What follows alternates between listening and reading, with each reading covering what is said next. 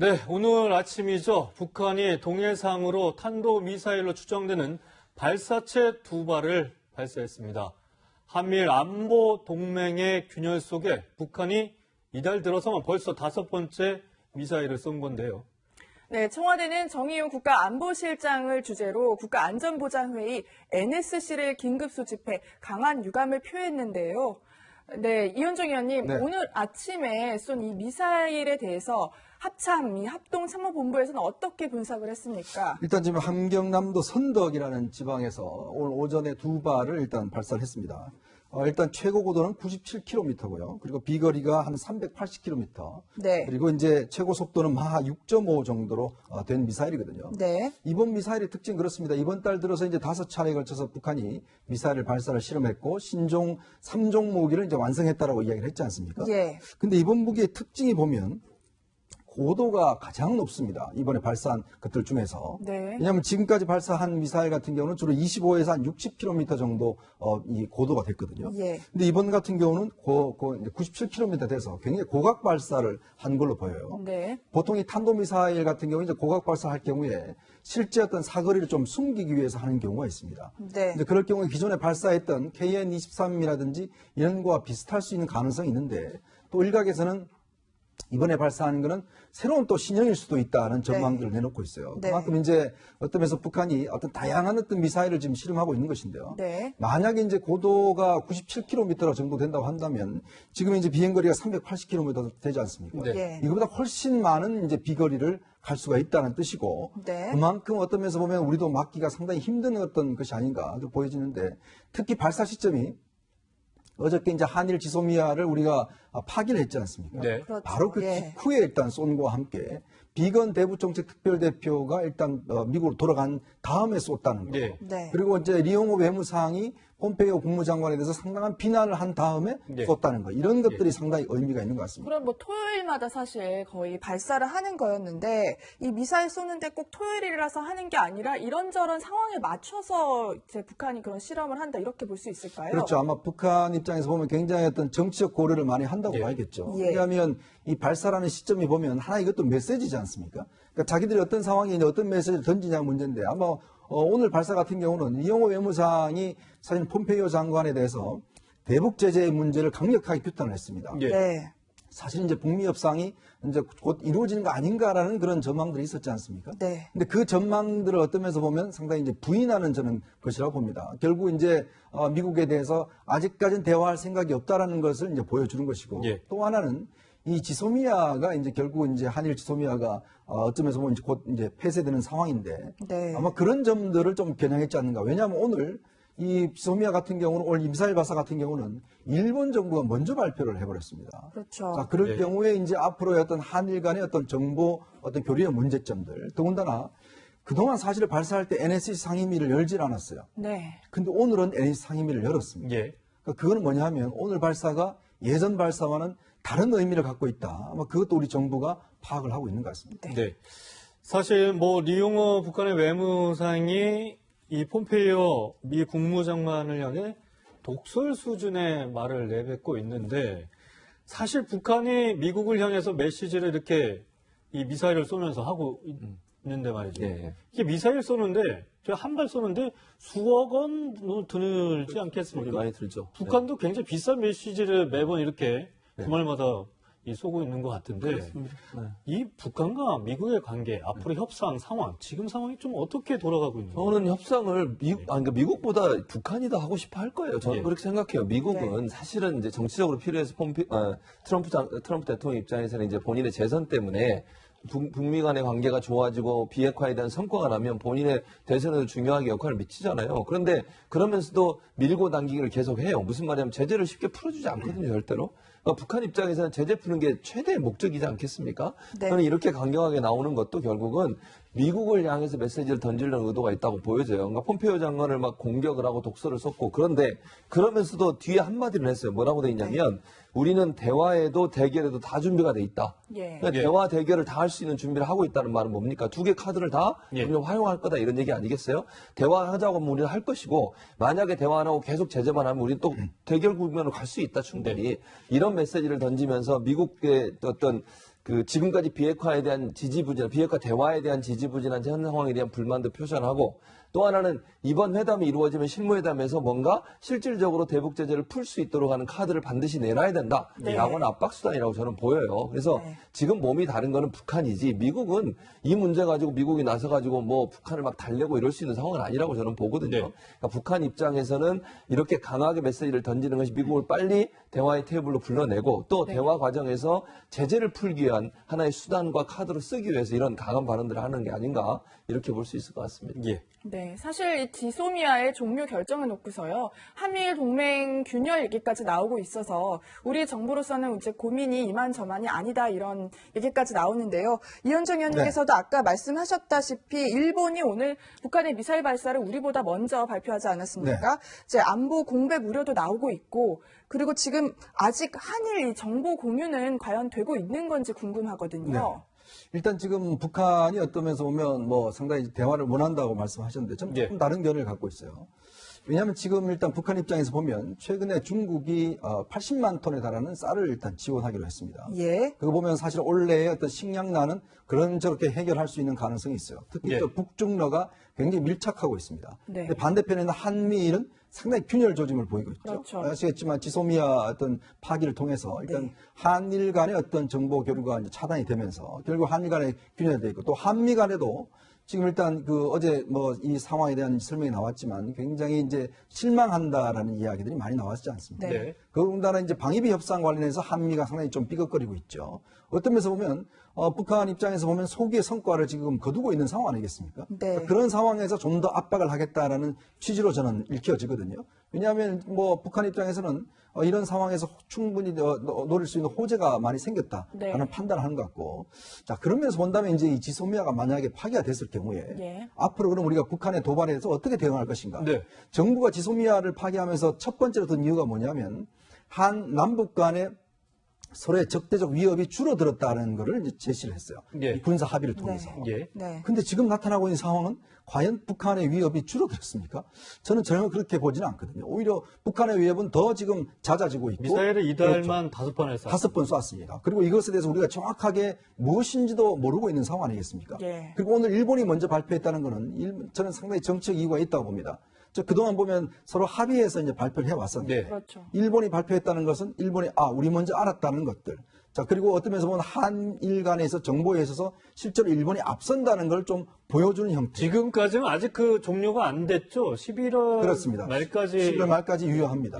자 그러면 이제 그런 상황에 정보 교류는 될 텐데 이제 이런 부분에 대한 하나의 어떤 저는 경고성 메시지라고 봐요. 자 이렇게 되면 앞으로 이렇게 우리가 먼저 알 수가 있다. 그리고 미국과도 마찬가지로 우리가 먼저 파악할 수 있다. 그러면 한국은 우리가 정찰 위성이 있습니까? 우리가 뭐 초계기가 많이 있습니까? 자 그런 상황에서 북한의 미사일이 어디로 갈지를 모른다고 한다면 국민 불안감은 더 커지지 않겠습니까? 그렇다고 한다면 아마 그런 이유 때문에 오늘 NSC가 긴급히 상임위를 소집을 해서 좀 민심을 어떤 면에서 보면 좀 다독이기 위해서 한 게 아닌가 저는 그렇게 해석을 하고 싶습니다. 네, 사실 지소미아 종료 결정에 대해 미국 측이 많이 우려를 해왔습니다. 폼페이오 미 국무장관이 이례적으로 강도 높은 비판을 했는데요. 들어보시겠습니다. We're disappointed to see the decision that the South Koreans made about that information sharing agreement. We were urging each of the two countries to continue to engage, to continue to have dialogue. 최 교수님, 미국의 이해를 구했느냐를 두고도 약간 좀 진실 공방이 있었습니다. 미국이 단단히 좀 화가 나고 불편한 심기를 드러내는 것 같습니다. 그렇죠. 뭐 외교적으로 저런 표현을 썼다고 하는 것은 어떤 실망한 건 분명히 보여요. 그리고 이제 우리가 미국의 이해를 구했다는 표현이 미국의 동의를 얻어냈다는 표현이라기보다는 제가 볼 때는 우리의 입장을 설명했고 거기에 대한 이해를 구했다는 걸로 이해가 돼요. 그러니까 무슨 말이냐면 우리가 지금 상황에서 일본과의 이런 지소미아를 파기할 수밖에 없는 상황에 대해 설명을 하고 그걸 입장을 전달했다. 이 정도로 이해하는 게 맞을 것 같습니다. 미국이 거기에 동의하거나 그러지는 않아요. 문구에 좀 해석의 차이가 있었다. 그렇죠. 그렇게 봐야 될 것 같고요. 또 하나는 이제 미국 입장에서는 반대한 것 같아요. 끝까지. 그래서 사실 김현종 2차장도 그런 얘기 했잖아요. 미국이 실망한 거는 뭐 충분히 이해가 되고 뭐 네. 그건 뭐 그럴 수 있다. 왜냐면 미국은 어쨌든 이 지소미아가 파기되지 않고 계속되길 원했던 건 분명히 보입니다. 자, 중요한 것은 이제 그러면 이제 우리 입장에서는 지소미아가 한일 간의 관계에서 여러 가지 이제 논란이 되는 부분들, 또 일본이 우리를 안보적으로 신뢰할 수 없는 국가라고 낙인을 찍고 그리고 그 이유 때문에 결국 우리에게 경제 제재를 했기 때문에 거기에서 우리도 상대적인 조치를 해야 되는 상황에서 지소미아 파기라는 카드를 꺼낸 건데, 저는 이것도 유동적이라고 보여지는 게 뭐냐면, 첫째는 미국이 그리고 나니까 첫 번째 발표는 대화로 잘 풀어야 된다고 하는 강력한 네. 메시지를 던졌어요. 그리고 나서 이제 실망의 표현을 또 했는데, 그런 차원에서 본다면 미국이 일정 부분 예전보다는 더 적극적으로 한일 간의 교류에 대해서 더 관심을 가질 가능성이 있다. 이런 점이 있고, 또 11월 22일까지는 이게 파기된 건 아닙니다. 파기를 3개월 네. 전에 선언을 해야 되기 때문에, 그럼 11월 22일에 파기가 되겠죠. 그 사이에는 계속 정보가 교류되고, 이번에 미사일 쏜 것도 일본에서 우리에게 정보 요청해서 우리가 정보를 제공해 줬어요. 일본에. 오늘 아침에 쏜 것도. 예. 그것도 결국은 지소미아가 계속되고 있다는 상황인 건데, 어쨌든 이제 여러 가지 상황이 11월 22일까지도 저는 개인적인 생각입니다. 이거는 어느 정도까지 또 문제가 해결될 수 있는 실마리가 풀릴 수도 있다. 일본이 어떻게 나오느냐에 따라서. 그러니까 종료가 아직 되려면 한 석 달 정도 남았기 남아 있는 때문에 상황이죠. 협상은 계속 이어갈 수 있다. 그러니까 이제 파기가 되더라도 다시 재협상을 하든 아니면 다시 체결하든 이런 방법들을 그렇다면 할수 있는 그렇게 방법이죠. 하려면 사실 일본이 전향적으로 그렇죠. 먼저 나와야 되는 거 아니에요? 그렇죠. 그런 부분. 그러니까 그거는 이제 일본이 전향적으로 나오게 하기 위해서 미국도 개입을 하고 우리도 적극적으로 노력을 해서 대화를 해야 되겠죠. 또 일본도 사실은 이번 일을 계기로 해서 본인들의 행동이 얼마나 잘못됐냐 하는 부분들을 반성하셔야 돼요. 이렇게 계속 본인들은 아무 잘못이 없다 그러고 일방적으로 우리를 공격하고 네. 우리는 그냥 일방적으로 당하고 있고 이런 태도로 계속 가는 것은 이거는 이제 바람직한 태도는 아니라고 보기 때문에 아마도 이제 그런 차원의 지소미아 파기가 불가피한 면이 있었다는 생각이 들고, 아마 정부는 그런 여러 가지 조건 속에서 한 것 같고요. 미국이 제가 볼 때는 좀 더 적극적으로 나설 가능성이 있고요. 만약에 이제 파기가 되면 예전에 2014년도에 한미일 3국이 정보 공유 약정을 맺어놓은 게 있거든요. 네. 그거 이제 그 전에, 그러니까 지소미아가 나오기 전에 그걸 통해서 간접적으로 정보가 오가긴 했어요. 그러니까 예. 물론 미국을 거쳐야 됩니다. 한국이. 물론 지금보다는 훨씬 더 한 단계를 거쳐야 되니까 정보의 양이라든지 아니면 이런 부분이 좀 떨어질 수는 있지만 그런 부분을 활용해서라도 필요한 경우에는 군사적 교류는 있을 거로 생각이 됩니다. 예. 네, 지소미아의 파기를 놓고서 뭐 미국과 뭐 우리나라뿐만 아니라 여러 진실 공방이 이제 벌어지고 있는데요. 사실 우리 정부가 막판에 지소미아 종료를 결정한 것으로 알려지고 있거든요. 이현정 의원님, 네. 사실 이 결정이 임박해 오면서 연장으로 좀 무게가 실리지 않았습니까? 그렇죠. 예. 뭐 국방부 장관도 국회 상임위에 출석을 해서 사실상 필요하다는 이야기를 했었고, 강경화 장관도 고노회상과의 담화 순간까지도 뭐 일단 노력해 보겠다라고 이야기를 했는데 네. 본인이 비행기 안에서 통보를 받았던 거 아니겠습니까? 예. 네. 배제한다라고. 그래서 고노회상한테 미안하다는 뭐 문자를 문자 보냈다는 메시지요. 그런 예. 이야기도 있는데, 이게 어떤 면에서 보면 지금 미국이 화나 있는 게, 사실 우리가 이제 외교적으로 보면 어떤 표현하는 방식이 보면 이제 제일 강한 게 규탄입니다. 그 다음에 이제 실망스럽다. 그 다음에 이제 어떤 면에서 보면 우려한다. 그 다음에 유감이다. 이런 어떤 단계가 있거든요. 네. 우리한테 실망이라는 말을 쓴 벌써 적이 실망한다 없습니다. 했죠. 예. 실망이라는 말을 쓴 적이 없습니다. 역대로. 그만큼 미국의 어떤 지금 강력한 게, 왜냐하면 그동안 에스퍼 국방장관이나 지금 폼페이오 국무장관이나 비건 대표라든지 그다음에 존 볼턴 보좌관이 다 한국에 와서 우리 정부한테 이야기를 했지 않습니까? 이거 예. 폐기하면 안 된다. 왜냐하면 네. 지소미아는요, 2016년도에 사실은 미국의 어떤 압박 때문에 합의를 해서 체결된 겁니다. 그만큼 미국 입장에서 보면 한국과 일본과 인도와 있던 호주와 이 어떤 아시아 국가 인도 태평양 라인을 결성을 해서 네. 결국 중국 포위 전략을 하겠다는 게 기본적인 전략이거든요. 그 핵심에 바로 한미일 삼각 체제가 있습니다. 예. 즉 이거는 북한도 억제하면서 중국도 억제하겠다는 거거든요. 자, 근데 이 문제는 한쪽의 라인이 끊어져 버린 거예요. 그것도 본인들한테 사전에 아무런 설명도 없이. 네. 자, 그러면 한미동맹이라는 게 뭐겠습니까? 결국 군사동맹의 가장 핵심인데 그걸 아무런 설명 없이 해버리니까 사실은 미 국무부에서도 성명을 2차례나 냈고, 그 다음에 폼페이오 장관이 직접 저렇게 얼굴을 내면서 이야기를 했지 않습니까? 네. 저는 이것에 대한 앞으로의 후과가 굉장히 클 것이다라는 생각이 들어요. 왜냐하면 미국은 여러 방식을 통해서 일단 협상이 깨지면 예. 그 협상 깨진 이후에 청구서가 꽤 많이 올 겁니다. 첫 번째로는 군사적으로는 예를 들어서 이제 주한 미군의 어떤 감축이라든지 방위비라든지 호르무즈 해협에 대한 이제 파병이라든지 그렇죠. 예. 아니면 경제적으로는 지금 환율 조작국 지정이라든지 뭐 등등 아마 여러 차례에 걸쳐서 저는 아마 미국의 압박이 올 것인데, 이럴 경우에, 그리고 또 북한의 위협이 저렇게 돼 있고 지금 뭐 김현종 차장은 한미 동맹을 한 그레이드 업그레이드 하겠다고 이야기를 하는데 예. 저는 무슨 수로 업그레이드 할 건지 솔직히 모르겠어요. 예. 이제 그렇다고 한다면 앞으로 이 올 수 있는 많은 청구서들을 우리 정부가 감당해낼 수 있을 것인지, 그거 자체가 저는 상당히 의문스럽습니다. 네, 사실 이현정 의원의 이 말씀 때문에 정치권에서 이런 얘기가 나오지 않나 이런 생각이 듭니다. 한번 얘기를 들어보시죠. 지소미아 발표와 관련해서 그것은 조국을 구하기 위해서 한미일 안보 공조를 벌인 것이다. 저희는 그렇게 생각할 수밖에 없습니다. 네, 황교안 자유한국당 대표 조국 후보자의 법무부 장관 후보자의 논란을 덮기 위해서 네. 이런 무리한 결정을 한 거 아니냐 이 뜻인 것 같은데 동의하십니까? 전 동의하지 않죠. 무슨 연관성이 있는지 잘 모르겠어요. 그러니까 예를 들면 이게 한일 관계 문제잖아요. 이거는 지소미아는 특히 이제 군사 정보 교류 보호 협정입니다. 이 명칭 자체도. 네. 그러니까 우리가 민감한 2급 정보, 2급 비밀 정보를 교환했을 때 이걸 어떻게 다룰 거냐는 부분이 협정의 주요 내용이에요, 사실은. 예. 그래서 이름도 정보 보호 협정입니다.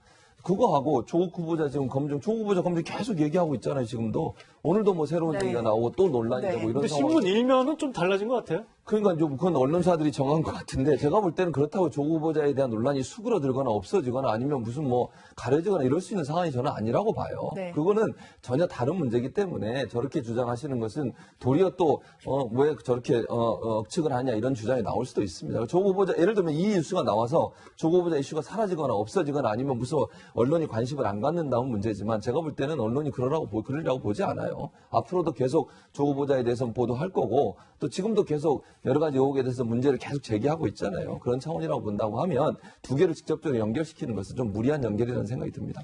이현정 의원님은 네. 어떻게 생각하십니까? 근데 뭐 우리가 사실은 저는 한 국무위원을 임명하기 위해서 이렇게 안보의 큰 틀을 흔들 리는 없겠죠. 네. 그러나 언뜻 드는 생각은 또 그런 느낌을 솔직히 지울 수는 없습니다. 왜 그러냐면 워낙 지금 전국 자체가 조국 후보에 대한 것들을 간 상황에서 이 문제가 네. 터졌지 않습니까? 네. 그렇기 때문에 어떤 면에서 보면 그리고 또 최근에 대통령이 8.15 경축사 등등을 통해서 이제 평화경제 이야기를 많이 했어요.